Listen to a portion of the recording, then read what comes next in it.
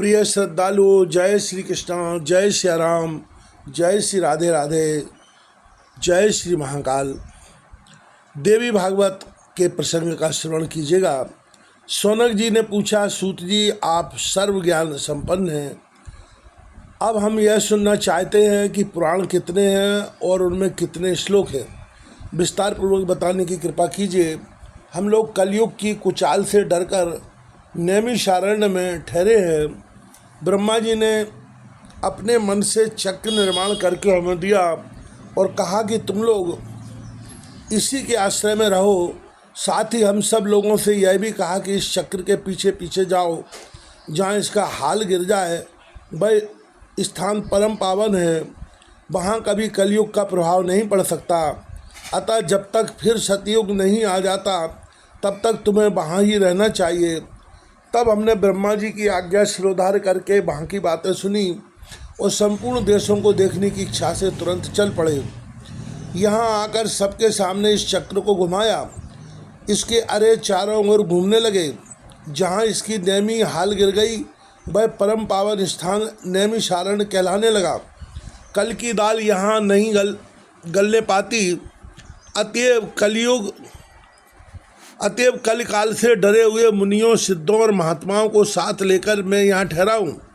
सतयुग न आने तक किसी तरह कालक्षेप हो रहा है। सूत जी, इस समय भाग्यवश आपका दर्शन हो गया। अब आप वेद से संबंध रखने वाले पावन पुराणों की कथा कहने की कृपा कीजिए। सूत जी, आपकी बुद्धि बड़ी विलक्षण है, सभी लोग आपके मुखारबिंद से कथा सुनने के लिए उत्सुक हैं। अब हमारे कोई दूसरा धंधा नहीं है, हमने मन को एकाग्र कर लिया है। सूत जी, आप दीर्घ काल तक वर्तमान रहें, कभी भी दुख और संताप आपके पास ना आ सके।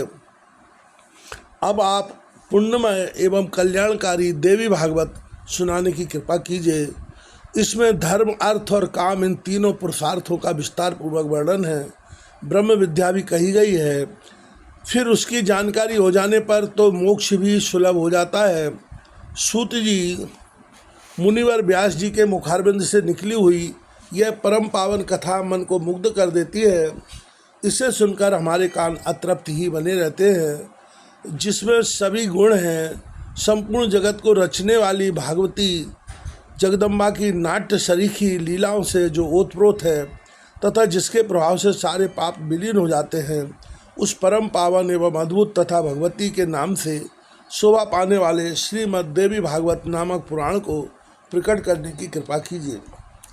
सूत जी कहते हैं, मुनिवरों सुनो, सत्यवती नंदन व्यास जी के मुखारबिंद से मैंने जितने पुराण सुने हैं उनका आनुपूर्वी तुम्हारे सामने उल्लेख कर रहा हूँ।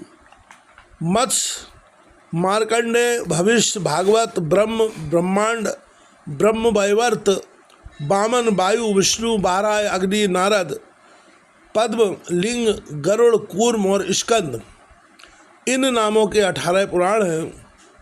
पहला मत्स्य पुराण है, इसमें 14,000 श्लोक हैं। अत्यंत अद्भुत मार्कंडेय पुराण की श्लोक संख्या 9,000 है। तत्वदर्शी मुनिगणों ने भविष्य पुराण की श्लोक संख्या 14,500 गिनी है। पूर्णमय भागवत में 18,000 श्लोक है। ब्रह्म पुराण की श्लोक संख्या 10,000 है। ब्रह्मांड पुराण में 12,100 श्लोक हैं। 18,000 श्लोकों में ब्रह्म